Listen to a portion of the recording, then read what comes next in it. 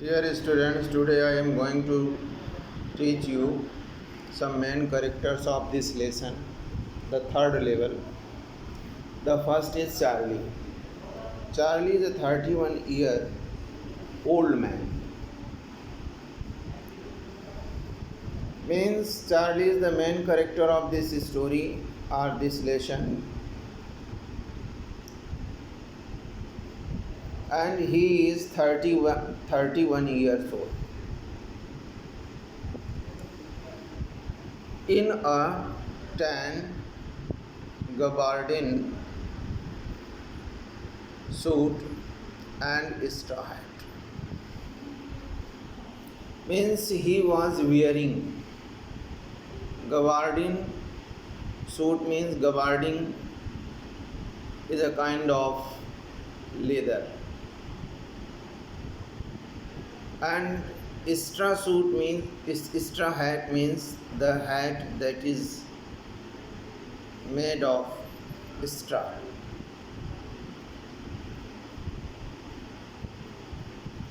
एक 31 साल का चार्ली एक नवयुवक है और गबार्डिन सूट पहने हुए है और स्ट्रा हैट लगाए हुए हैं। स्ट्रा हैट, स्ट्रा मीन्स वैसे तो हे होता है, भूसा होता है, ड्राई ग्रास होती है, लेकिन उसी तरीके का बना हुआ कुछ या उस तरीका दिखने वाला या उससे बना हुआ हैट लगाए हुए। One night, on his way back from work, when he was returning from his work, one night, एक रात जब वो अपने ऑफिस से लौट रहा था, अपने वर्क से लौट रहा था, तो रास्ते में he decides to take subway at the Grand Central Station of New York.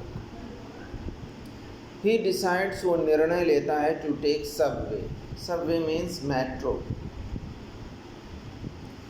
Metro से जाने का, घर वापस आने का निर्णय लेता है।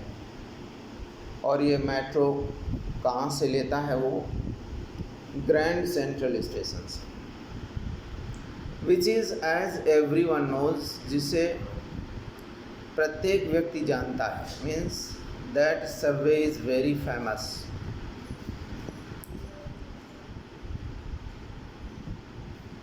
एंड विच हैज़ 2 levels, और जिसमें 2 levels हैं। मीन्स 2 स्तर हैं उसके, या ये समझे 2 स्टेशंस हैं मेट्रो के वहाँ।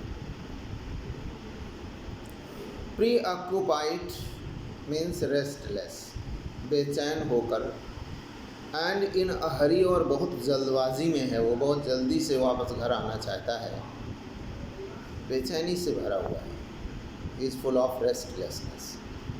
Charlie discovers an unknown exist. Charlie खोज लेता है उसी ग्रैंड सेंट्रल स्टेशन में एक अननोन एग्जिट, माने बाहर निकलने का एक रास्ता खोज लेता है। That takes him through a long corridor, जो उसे ले जाता है एक लंबे बरामदे से इनटू द थर्ड लेवल, तीसरे स्तर पर, अर्थात तीसरे स्टेशन पर। वो है नहीं है, एग्जिस्ट नहीं है वो वहाँ, थर्ड लेवल नहीं है। हमने आपको बताया था प्रीवियस वीडियो में कि इस लेसन में जो थर्ड लेवल है वो पास्ट के लिए शो किया गया है। पहले वो, हम स्टोरी में पढ़ेंगे कि पहले वो फर्स्ट लेवल में जाता है, वहाँ से ट्रेन जा चुकी होती है, तो वहाँ से जब जा चुकी होती है तो वो दूसरे लेवल में जाता है। फर्स्ट लेवल में जाने का मतलब प्रेजेंट में जाता है। फिर जब वहाँ से काम नहीं बनता उसका तो दूसरे लेवल में जाता है, दूसरे स्टेशन में जाता है, वहाँ से भी उस ट्रेन जा चुकी होती है। तो फिर जब वो निराश होकर लौट रहा होता है वहाँ से, तो उसे एक रास्ता दिखता है। अब यहीं से ये लेसन कंफ्यूजिंग हो जाता है। आप YouTube में बहुत से वीडियोस इस लेसन के पड़े हुए हैं जो बहुत many teachers tried their best to teach। बहुत से अध्यापकों ने प्रयास किया है इस लेसन को पढ़ाने का, लेकिन मैंने जो ये थीम आपके सामने रखी है, इसको मैं प्रूव भी करूँगा ड्यूरिंग द लेसन के दौरान। मैं हिंदी में इसलिए बोल रहा हूँ ताकि ये लेसन क्लियर हो जाए। बहुत से स्टूडेंट्स ऐसे हैं जो क्लियरली इंग्लिश को नहीं समझ पा रहे हैं और या नहीं समझते हैं। Spoken English is more difficult to understand than writing English. लिखने वाली भाषा से, अंग्रेज़ी से बोली जाने वाली भाषा को समझना कठिन होता है। तो जब बेचैन होता है तो जब सेकंड लेवल में भी जाता है, वहाँ से भी ट्रेन चली जाती है, तो जब वो लौट रहा होता है तो उसे लंबा सा कॉरिडोर दिखता है, बरामदा दिखता है, और उसमें आगे बढ़ता चला जाता है और वहाँ पर उसे थर्ड लेवल मिलता है। अब यहीं से ये मनोरोगी है, मन की बीमारी है। आगे मैं बताऊंगा इसको। और जब वो थर्ड लेवल में पहुंच जाता है, मीन्स इमेजिनेशन है, ये कल्पना है उसकी। क्यों कल्पना है? क्योंकि प्रेजेंट में जो एटमॉस्फियर है मॉडर्न एज का, वो फियर से भरा हुआ है, एंग्जाइटी से भरा हुआ है, और बहुत से डिजेक्शन, फ्रस्ट्रेशन, डिस्पेयर से भरा हुआ है। तो बहुत से लोग इससे बचने के लिए, इस भयपूर्ण जीवन से बचने के लिए, इस फियरफुल लाइफ से बचने, एस्केप करने के लिए अपने आप को इमेजिनेशन में चले जाते हैं। तो वैसे ही ये चार्ली भी इमेजिनेशन में चला गया और उसे लगा कि ये आगे रास्ता है, बरामदा है लंबा सा, तो उसमें वो चलता चला जा रहा है। ऐसा है नहीं, वो खड़ा वहीं पर है, लेकिन कल्पना में दीवा स्वप्न है, तो डे ड्रीम होता है, उसी के आधार पर वो आगे बढ़ता चला जा रहा है। ऐसा उसे फील हो रहा है, लग रहा है। Here there were fewer ticket windows. जब आगे बढ़ता है तो वो देखता है कि कुछ यहाँ पर टिकट्स की विंडोज़ हैं। The man at the booth means centre, और ग्रीन आई सेट्स। जो बूथ सेंटर में बैठा हुआ आदमी था, जो टिकट काउंटर में बैठा हुआ आदमी था, वो उसकी जो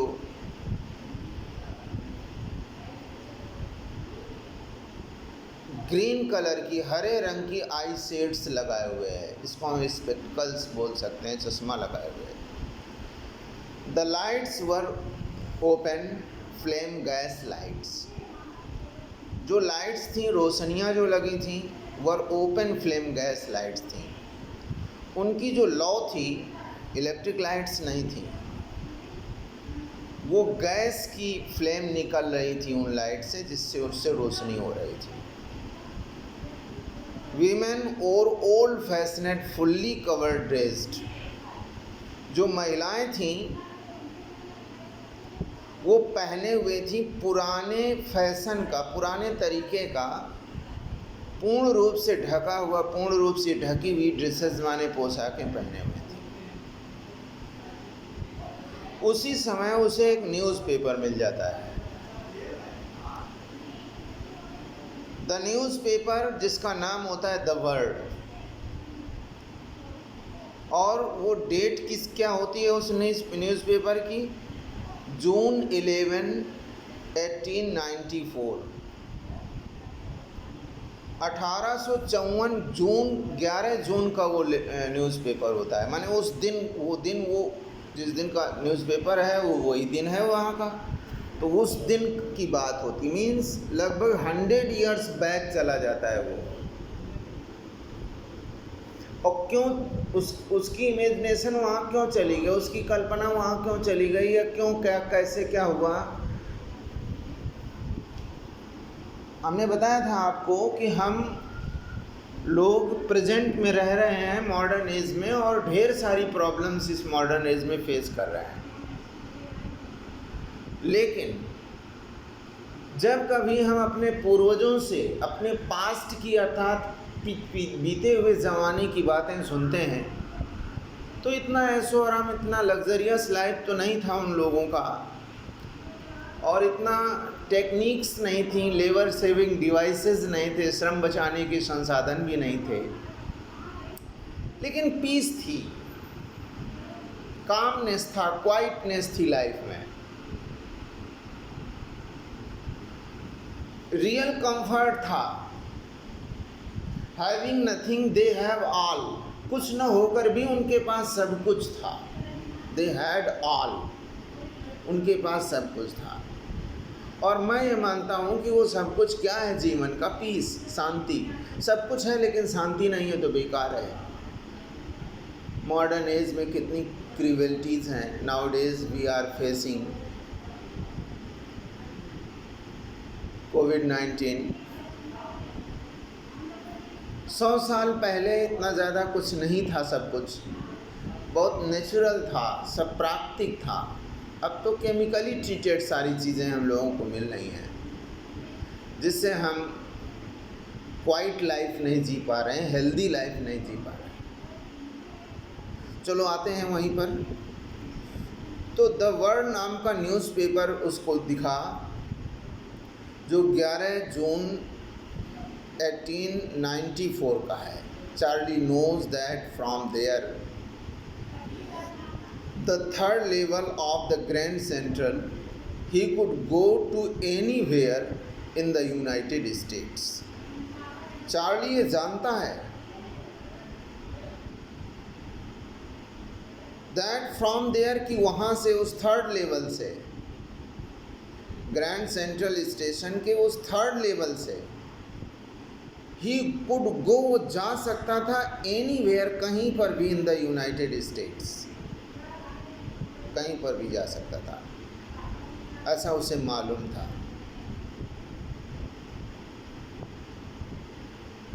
मालूम था क्या मतलब, उसकी कल्पना थी। He decided to buy 2 tickets to Galesburg, Illinois. हमने बताया था इन दोनों के बारे में पिछले वीडियो में। और क्यों वहाँ जाना चाहता है, क्योंकि यहाँ पर एक कम्युनिटी ऐसी रहती है जो अमेरिकन और इंडियन दोनों कम्युनिटीज़ के लोग रहते हैं, और उनका जीवन बहुत ही भाईचारे से भरा हुआ है, पीसफुल है। तो उसी माहौल में वो अब रहना चाहता है। बहुत ही पॉजिटिव फीलिंग्स वाले लोग उस कम्युनिटी में रहते हैं, इसलिए वहाँ के लिए वो 2 टिकट लेता है। फॉर हिज वाइफ लुइसा, अपनी पत्नी के लिए, एंड हिमसेल्फ, और स्वयं के लिए, फ्रॉम द टिकट विंडो से। और कहाँ के टिकट विंडो से, इन द थर्ड लेवल के टिकट विंडो से वो 2 टिकट लेने का निश्चय करता है। Galesburg with its big old houses, now how is the Galesburg कैसा है? Its big old houses means there were big old houses there, वहाँ पर बड़े पुराने मकान थे। ह्यूज लॉन्स, बड़े लंबे लॉन्स थे। एंड ट्रमेंडस ट्रीज, शानदार पेड़ थे। रिप्रेजेंट्स एन आइडिलिक मीन्स होता है प्लीजेंट, जो सुहाने जीवन को प्रेजेंट कर रहे थे, या करते हैं, कर रहे थे, डिस्क्रिप्टिव स्टाइल में करते हैं, और जब हम रिलेशन के ड्यू टू रिस्पेक्ट समझेंगे तो कर रहे हैं। टू चार्ली के लिए अभी गया नहीं, वो सोच रहा है कि ऐसे ऐसे मकान होंगे, उसकी कल्पना में ये सब कुछ आ रहा है, एक डे ड्रीम्स चल रहा है उसका। जैसे हम सब लोग सोते समय जिस चीज़ से परेशान होते हैं, कभी कभार उन चीज़ों का सपना देखते हैं, लेकिन कभी कभार जो चीज़ें हमें आनंद देती हैं, all those things which give us pleaser, हम उन चीज़ों का भी सपना देखते हैं।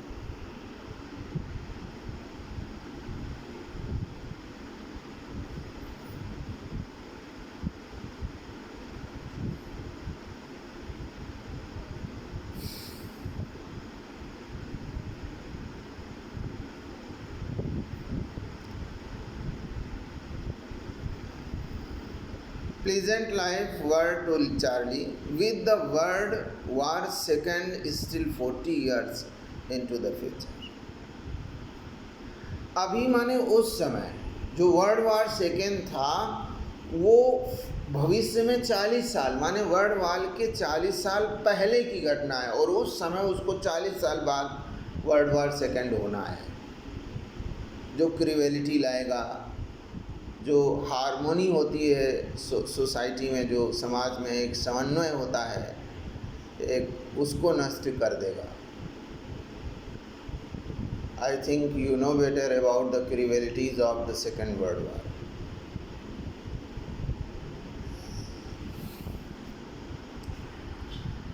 During the lesson I will tell you, when I will teach you the text of this lesson,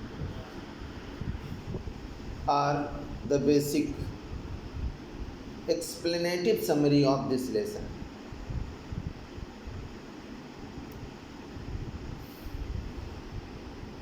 However, came to the clerk at the window, जो window पर क्लर्क बैठा होता है, refuses the currency Charlie offer, जो Charlie offer करता है currency, जो पैसे चार्ली उसे ऑफ़र करता है, टू बाई 2 टिकट्स, 2 टिकट खरीदने के लिए, उसको मना कर देता है, नहीं स्वीकार करता है। चार्ली लीव्स, वहाँ से चार्ली चला जाता है, डिसाइडिंग, ये निश्चय करते हुए कि to return the next day, कि वो अगले दिन आएगा। After converting all his savings into old style currency, पुराने ज़माने की करेंसी में अपनी करेंसी को कन्वर्ट करके वो फिर से वहाँ पर आएगा। But Charlie has never again found the third level, लेकिन जब चार्ली वहाँ पर दूसरे दिन जाता है तो उसे कहीं पर भी थर्ड लेवल नहीं मिलता है। समझते जाइए कि ये चार्ली की मनोदशा क्या है। When Charlie tells his psychiatrist, कहते हैं मनोचिकित्सक को, फ्रेंड, उसका फ्रेंड होता है जिसका नाम सैम होता है, वेनर, अबाउट दिस, जब सैम वेनर को इसके बारे में वो बताता है, मनोचिकित्सक है, दोस्त, और ये मनोरोगी हैं। इस दुनिया में मन का ही खेल है सब कुछ। चलो, ये ऑफलाइन क्लास नहीं है। Sam tells him that it was a walking dream wish fulfilment. जब सैम ने सुना उसकी ये बात कि थर्ड लेवल में गया था, ऐसा सब कुछ बताया, तो सैम ने कहा कि वॉकिंग ड्रीम विश फुलफिलमेंट है, ये वॉकिंग ड्रीम है, माने चलते फिरते सपना देखने वाली इच्छा पूर्ति है। एज चार्ली वॉज अनहैप्पी, और क्यों ऐसा है, क्योंकि चार्ली बहुत दुखी था इन द मॉडर्न वर्ल्ड, इस संसार में, and its insecurities and fears, इसकी असुरक्षा, ये मॉडर्न वर्ल्ड की असुरक्षा और सुरक्षा से जो हम सभी का जीवन भरा हुआ है, कब क्या हो जाए कुछ पता नहीं। और फियर्स से जो भरा हुआ है, तो इस कारण से वो अनहैप्पी है and just wanted to escape. और सैम कहता है कि वो इन सभी से भाग जाना चाहता है, वो सब इन सभी का सामना नहीं करना चाहता है। तभी उसको ऐसा वॉकिंग ड्रीम विश फुलफिलमेंट आया। Charlie never again found the corridor. Charlie ने कभी भी उस कॉरिडोर को नहीं प्राप्त किया, कभी नहीं प्राप्त किया, दोबारा थर्ड लेवल में कभी नहीं गया। That led to the third level, जो उसे थर्ड लेवल ले गया हो, at the Grand central station.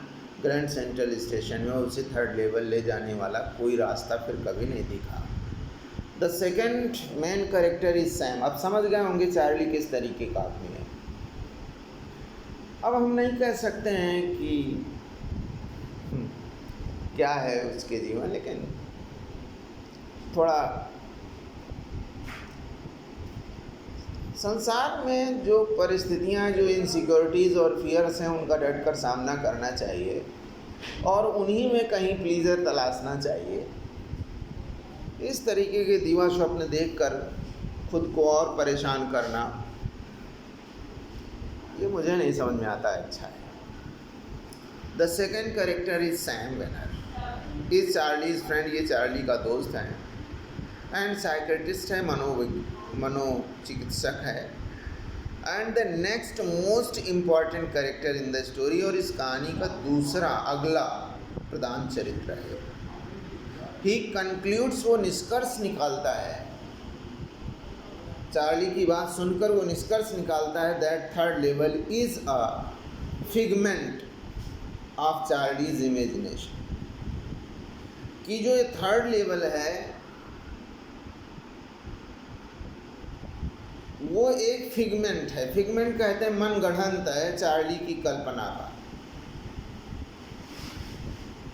और induced means raised by the pleaser of the modern living, और जो मॉडर्न लिविंग के प्लीजर्स प्रेशर्स से उत्पन्न हुआ है। मॉडर्न लाइफ में जो प्रेशर्स हैं, जो दबाव हैं, उसको चार्ली झेल नहीं पाया, जिसके कारण उसके दिमाग में ऐसी भावना आई। और कब आई ये तो जानते हैं ना, जब फर्स्ट लेवल में गया ट्रेन छूट गई, फिर दूसरे लेवल में गया वहाँ से भी नहीं मिली, तो पास्ट में गया। तो प्रेजेंट में तो हम लोगों को आनंद, अगर हम संसार को देखें, नोटिस करें यहाँ की फ्रीवेलिटीज़ को, तो प्रेजेंट में कहाँ है, इनसिक्योरिटी और फियर के बीच में। बहुत से लोग बचना चाहते हैं इन सभी से। एक चीज़ बता दें आपको कि संसार में प्लीजर है नहीं कहीं। अपने मन से अगर हम बीमार हैं तो कहीं पर भी जाएं, हमें वो चीज़ नहीं मिलेगी जो हम प्राप्त करना चाहते।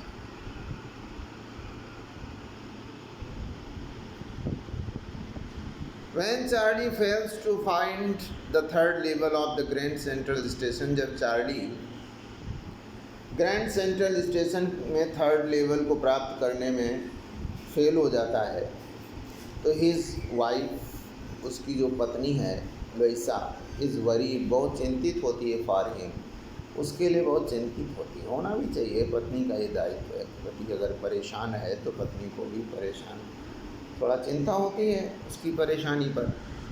And tells him to stop looking for it, और उससे वो कहती है, लुकिंग फॉर माने खोज करना, कि इसकी खोज करना वो बंद कर दे, स्टॉप कर दे।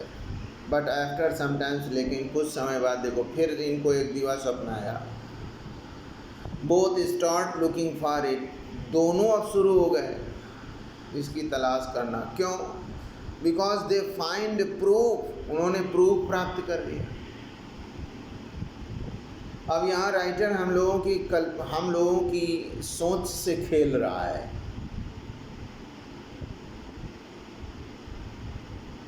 उन्होंने प्रूफ प्राप्त कर लिया that the third level exist, कि थर्ड लेवल है, इस अस्तित्व में है।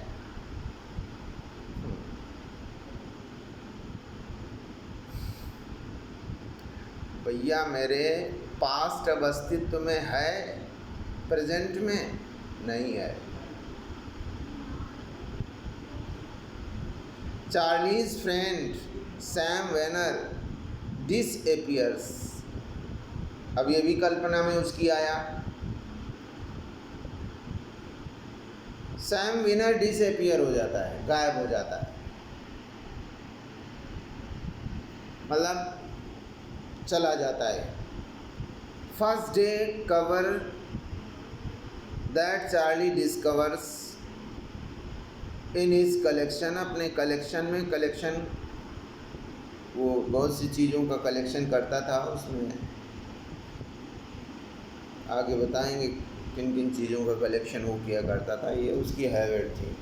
उसमें उन कलेक्शंस में अर्थात जो चीज़ें इकट्ठा कर रखी थी उसमें वो एक खोज लेता है और इज साइंड बाय सैम, और सैम के उसमें साइन होते हैं, एंड इज़ फ्रॉम गेल्सबर्ग और इलिनॉइस। और ये जो पत्र होता है जिसमें जो इन दोनों ने खोज लिया है, अब उसको भी परेशान कर रहा है लोइसा को। गेल्सबर्ग इलिनॉइस का वो से आया होता है उसके नाम, जिसमें डेट पड़ी होती है 18 जुलाई 1894। फिर दिवा स्वप्न देख रहा है। चार्ली सब्सक्वेंटली इसके बाद discovers that Sam had bought, ये भी खोज लिया चार्ली ने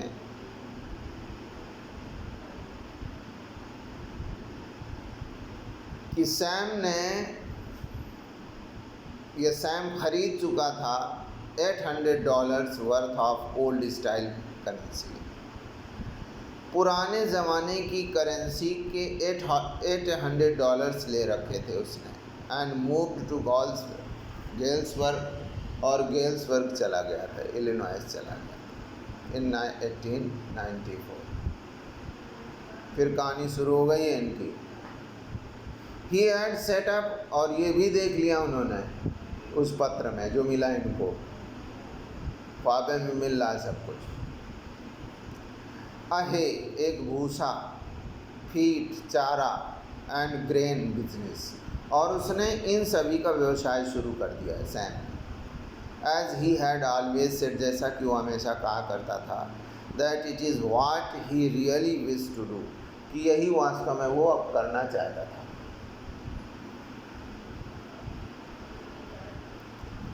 Clearly he could not go back to his old business, psychiatry। अब वो पूर्ण रूप से वो नहीं जा सकता था अपने पुराने व्यवसाय में, साइकेट्री अर्थात चिकित्सा में, इन गेल्सबर्ग एंड इलिनॉइस। अरे भैया कहाँ, ये तो मॉडर्न एज में यहाँ है, वो वहाँ कैसे जा सकता है उस बिजनेस में अब। अरे यार प्रेजेंट कभी पास्ट में जाएगा, प्रेजेंट पास्ट हो जाएगा, लेकिन प्रेजेंट की उपस्थिति पास्ट में नहीं होगी। Present will never present where in past, although present will be past after some times. लोइसा।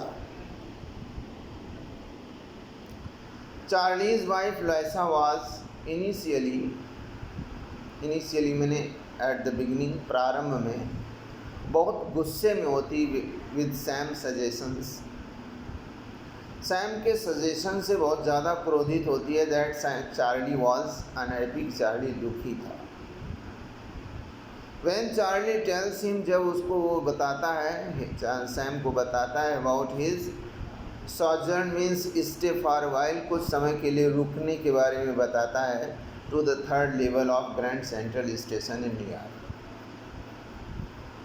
New York के ग्रैंड सेंट्रल स्टेशन में कुछ समय रुकने के बारे में बताता है चार्ली, और दुखी हो जाता है।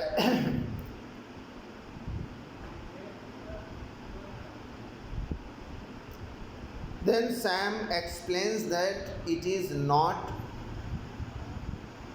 Marital means conjugal unhappiness. तो उसको बताता है उसकी पत्नी को कि ये इसलिए परेशान नहीं है, उसको ये लगता है कि शायद मैरिटल प्रॉब्लम है, कुछ कंजुअल प्रॉब्लम से, वैवाहिक जीवन से वो संतुष्ट नहीं, इसलिए दुखी है। तो सैम कहता है ऐसा नहीं है, तुम परेशान हो, पत्नी हमेशा इसीलिए परेशान रहती है।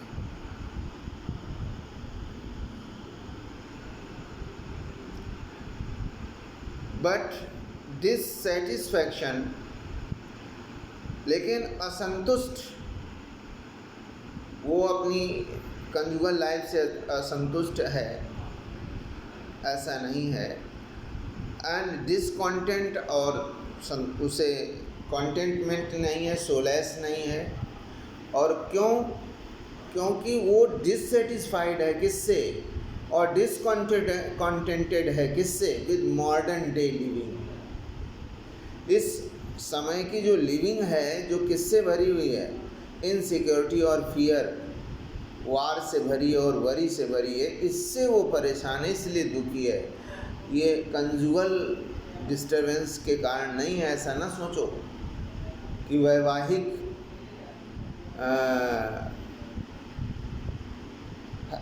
Unhappiness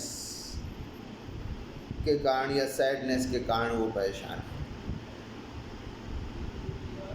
to escape from these pressures, वो इन दबावों से बचने के लिए Charlie's mind had marital refuge, माने conjugal refuge shelter in the idyllic world of the third.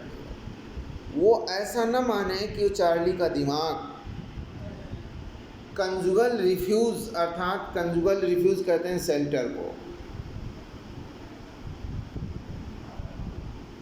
Conjugal refuse उसके अंदर है। और किसके लिए, idyllic world of the third level.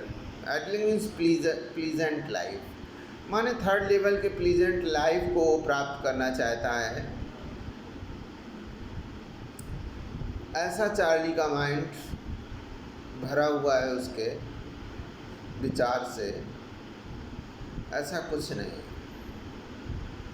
वो एडलिक वर्ल्ड ऑफ थर्ड लेवल को प्राप्त करना चाहता है, कंजुगल लाइफ से वो परेशान नहीं है, अर्थात वैवाहिक जीवन से परेशान नहीं है।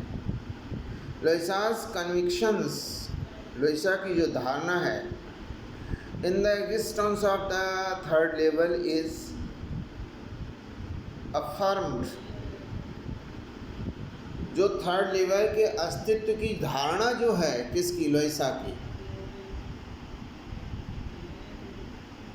इज अफर्म माने पुष्ट की, उसने पुष्ट की, साबित किया। Only when she sees the notes sent by Sam himself.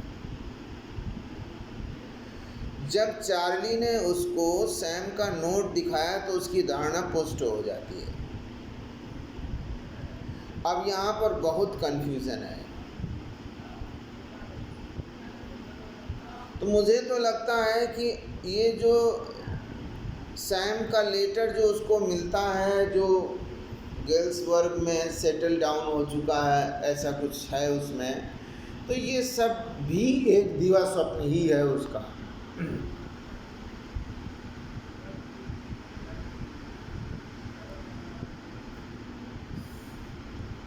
From the girls wells and dated, ये 1894 का जो लेटर दिखाया, उस पत्र को देखकर लुइसा भी, इसका मतलब लुइसा को भी वो भी मन से बीमार है, वो भी परेशान है। सिंस देन, तब से Louisa had been actively involved in looking for the third level. वो भी चार्ली के साथ थर्ड लेवल की तलाश में लग जाती है along with her husband Charlie अपने पति चार्ली के साथ। तो इस प्रकार से there are three characters, main characters in this story. First is Charlie, second is Sam and third is Louisa. बस यहाँ पर इस स्टोरी में एक चीज़ बहुत कंफ्यूजिंग है। थर्ड लेवल की बात तो ठीक है क्योंकि दोबारा उसे मिला नहीं, लेकिन सैम की जो चिट्ठी मिली और फिर इसमें ये बताया जा रहा है कि उसने लोइसा को दिखाया वो चिट्ठी और फिर लोइसा भी उसी के साथ में लग गई थर्ड लेवल की तलाश में।